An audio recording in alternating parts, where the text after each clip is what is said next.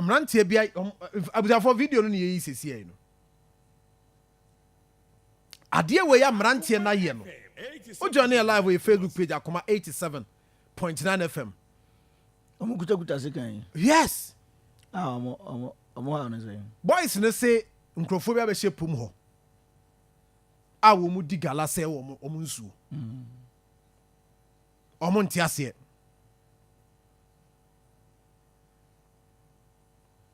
Ananji. Nti sa video a wo hwei. A wo say boys ne abobo ya ni. And no one kasa pam pam pam pam pam pam pam pam pam pam pam pam. Oma koko so mu. Nipa du. And on mama goes well. 87.9 Kumasi.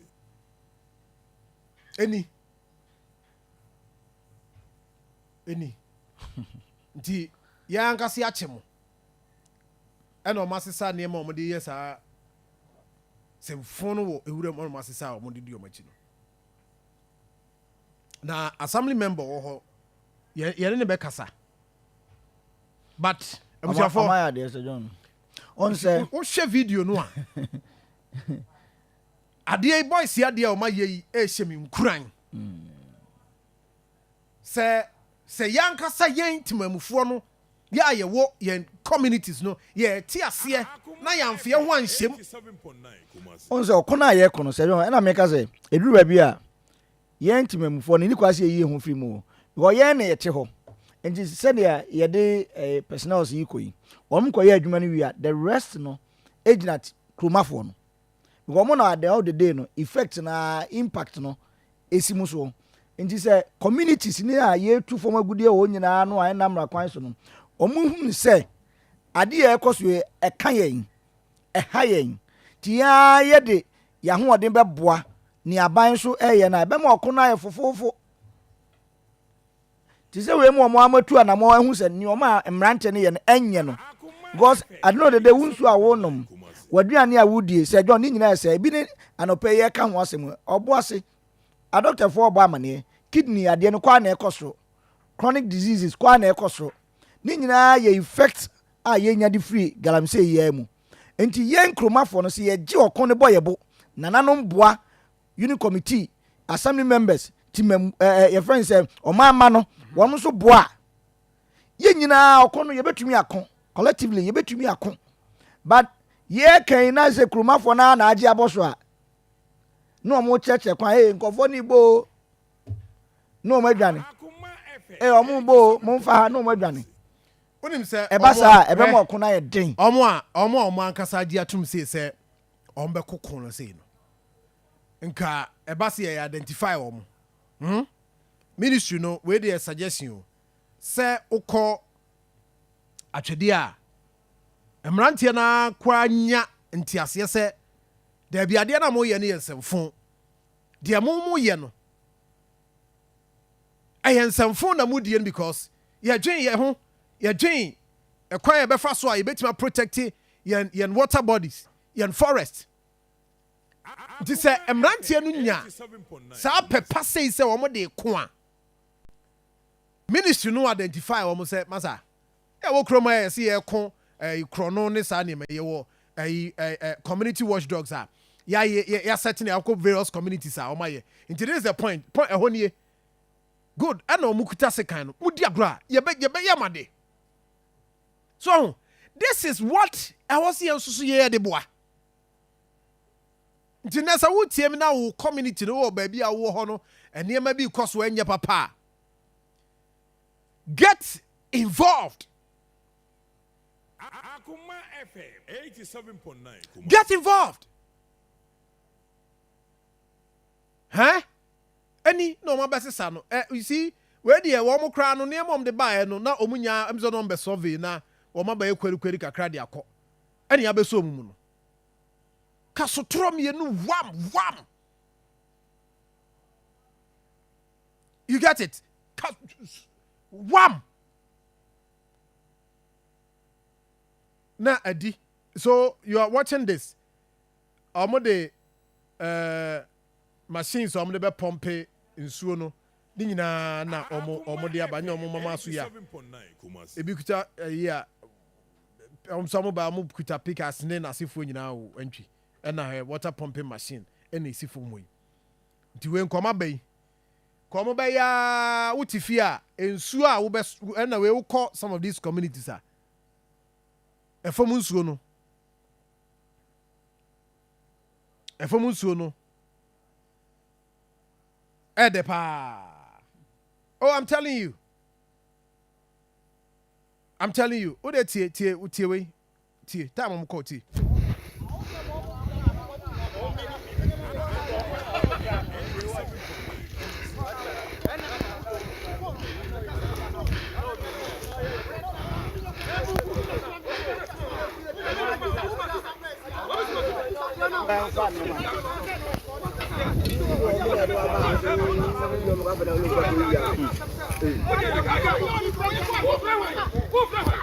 Right, I'm just for my young man the assembly member for the area. Friend Kakari, Honorable Kakari. My name said, oh, the line dropped. You better try now. Yes, I reason back on the line now. You don't know come on now.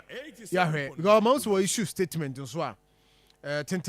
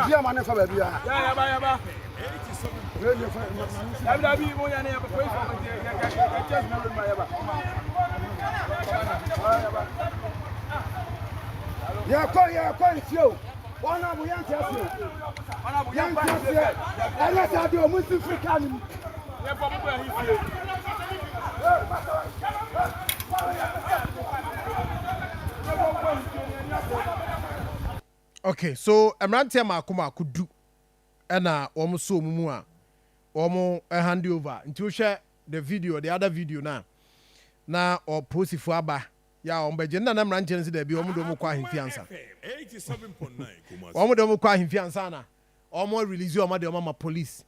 Yes, I don't see Africa him almost see Africa him now. Yeah. I'm for my quickly the assembly member. Yes, ending command of pay. Honorable Bibi Aboko there. Good. But we lateral area no betima bodini asisu ya mai. Abacho Asante Achim Atwede. Very good.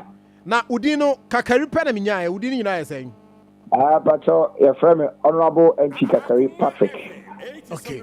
The dodo na friend me Honorable KK Sharp. KK Sharp. Yes. What the assembly member for how many years? 1 year and 3 months. Wow. Oh, okay. Not just say, oh yeah, assembly member for cry. No correct. Now, reported by the videos I see some rantier. Me just saw me honorable biom. I would no more on board you munana. Me patane. Not just a team that requires our operation. Now one kasa assembly member Okahobi. No correct. Na me akasa me di anymore na require operations no. 87.9 Ade na betimi akade na esi ade ankasa na ekoso a ema assembly member ode wo ankasa omrantie ebowura eye forest anase enye forest emom eye around nsuo ho na mrantie no mokoche wo mo Yo, mame na wase na me na watie fo nso ase. Said you did kind of videos ni bi ne we kra bi o ma fe no mo dey send me. The thing you say last year said you did kind identify 3 areas. How you could you anymore? You who say na amanfo abawura ensase no so a omotutu galamsey ni bi o a nsu no kura so da bia e de ko bia so no bia ye ho no ye nsu makoma ko 12 and run it through the community and out into 8 boundaries. It be a identify bia na ye bia na nsu wo ai hu ni say affecting nsu no color no. So the last year na am done for champion that campaign ye ho so no ye suffer for it. It can identify with exhibit and near my training as a Galamsey Koso. And you 2-1 among the Sineno Yanti a honka. So last week, that is Enra and now okay, on the 10th of a March. And I'm picking another intelligence. Quickly, and the youth now so yes stand by at all time, man. Many one a coy, I coy and you copium so we need the not just a Jumedino a Koso. Omukuta sa machine ye twentwen set up inua na omodo kokoro ade no Galamsey no ma amra omotu no kese pa no and unfortunately no so enso bi e friend come issue no so na supply community no any other areas that area no come no side ho no and no so no omotu ho asem. So we got them arrested by our own self and you take positions here what you didn't go to them 24 so mo ya aware na so mo na mo ho kwan. Because Bush on a Bush or Namunkuta any a document to be and an assembly as an assembly member no means no Obian so in notify me about that operations now air course on it. It's now many break a cry abba. You buy no name seminar koye BBO a BC 24 B and a more as a mumra. It's mabru any bray. Any bray bring and say, I said the way I name common name 24 air kikakono now one NTS Nina say. 1% as in Kayen can or Fiena Kabibia Day and also saying that is it. Son of making Mochi or Muye and Penny be the animals over the Yashimomi and Canifi. That is it.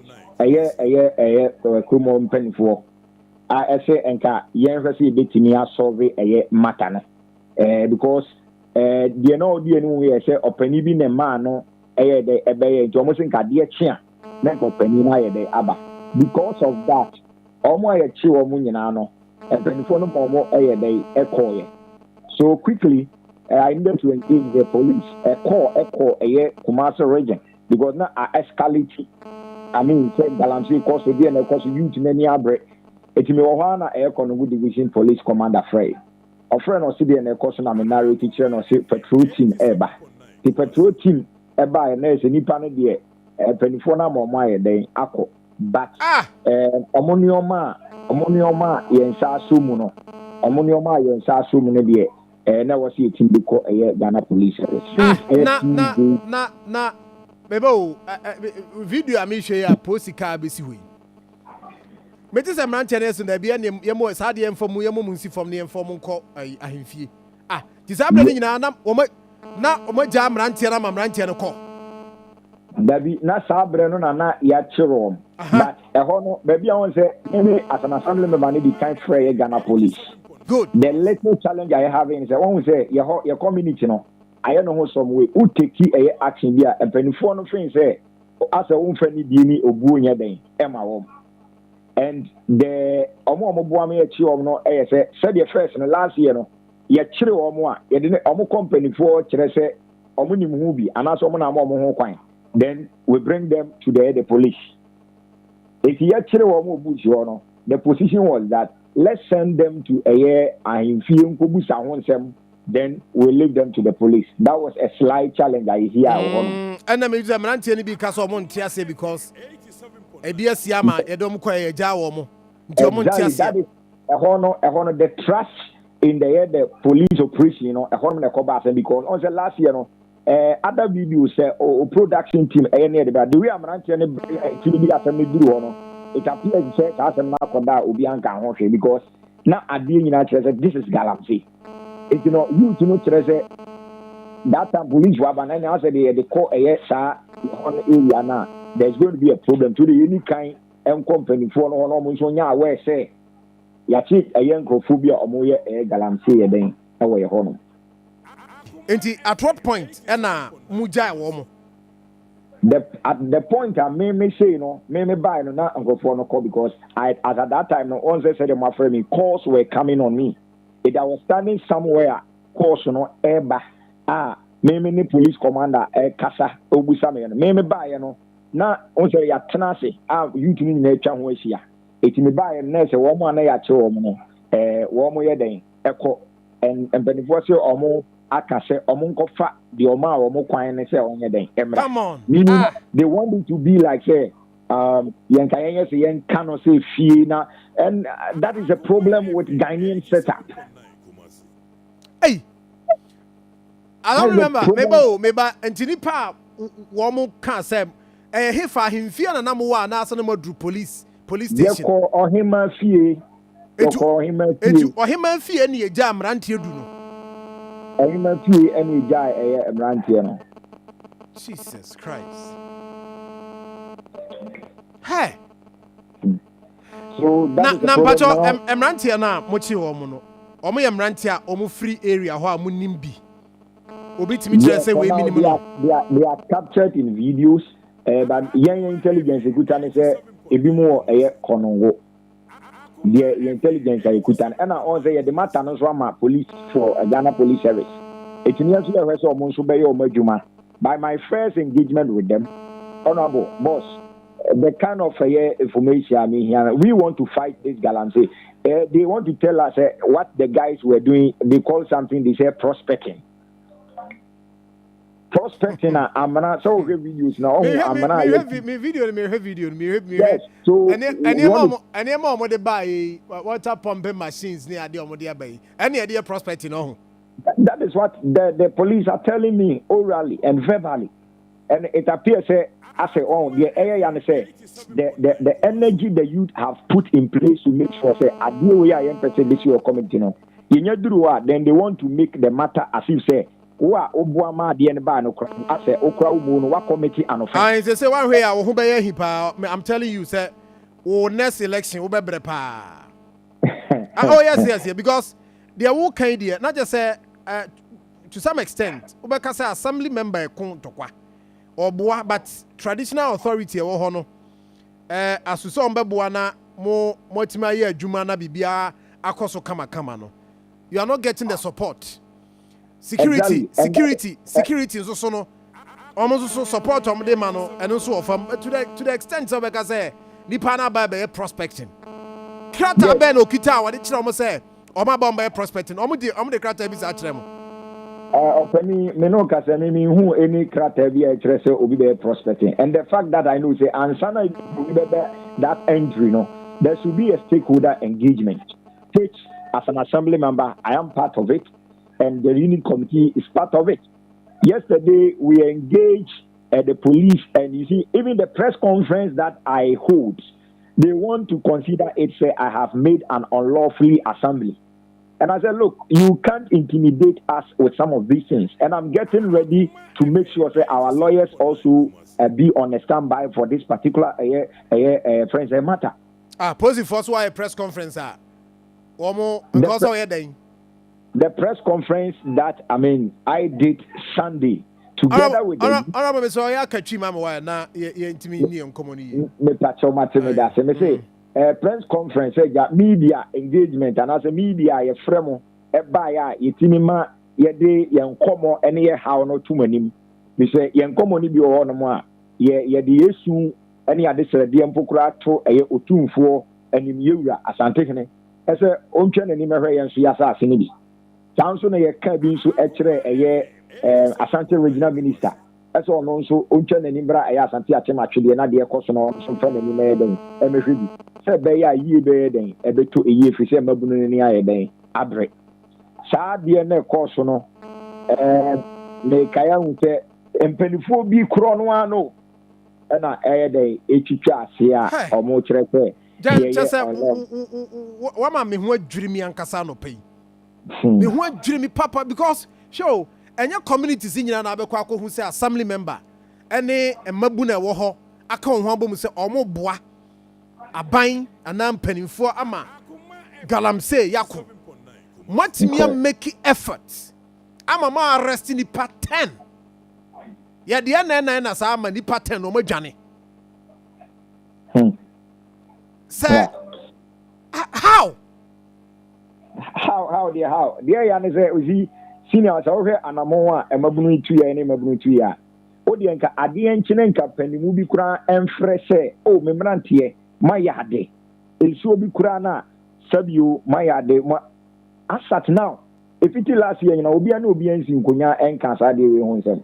Eno na ma youth na mi abrese if the say o ma mbọ moden say ye be sori agina e wo ye pan su a ye nim daache ye betini asi e wo ye nim fi say ye panifo e baaye no omutimi gina omo na so na yen obi antimi amfa eye sa Galamsey nsem na awia so a enye ye so ye pan su e na sa de ne ebisi tie de ye ka enyina ne say ye mpe Galamsey e na sebe ye san ade ensem ato say empanifo akoso aye din a ye so ye som omo mara bonten no mo mepe omo no mo so nkan kire ye wiase nyina say omo ni mo hwe na investigation bi e wo say eye aban mo mpanifo nso timi ye neboa no na timi aboa free say ye hadwen no ene say opani ye mu bi no ye mabunu ede na so ye hwe ye nsu atwa ye ho ahi asebe me di video so ni betimi asene eye wo production ebra ye kɔ no we kire say ye nsu na miti ana ye nananom kɔ afuo mu a yesusan kakra no a na ye nko school no uduru afuo na wo bre a ye nsuo videos ni bi wa ye duru ho na ya bre na ho de na ni che ye de ensa kora bo nsuo ni bi e de I'm telling you and sa nsuo we no no akọ amanfo na start e de omo ho aye de aka metri yakọ ko hunu ba bi a ye ho de hu ze o ma betu eye agudi ni bi kwa na mo de eye akata kata so fisemrante ni bi o ma ye bi pen eti omo timi kire se adewe de o ma be ye adwuma ye o haye de ekọ eno na ma ni bira ba ye call se sabe ebia ye ha no ye mpotemu ha no na nioma bi enhye dan kose de kwa no kro ye baako eno de ye be sori agina wo ye pray so wo mo so ka bi wo mu a omo no ewo esoro ho no wo mo twa omo ani mehwe ye kro kitwa yi pese kro no sabe akuafo ene omo so ye nsanu djuma kakra ene ye de chichiri kro no ene sukufo so kakra wo ene bi so ye djuma kakra ene ye ne kakra se ye kro no ye tena bia no so betimi ayefe na dawe ma monso momboa ye ayen komo we no asuntimi nduru akiri no I am shocked but John hono waka ohema mo wo hena nkasa ye hono confusion kakra wo ahensem no ahensem no confusion and now they hold the confusion but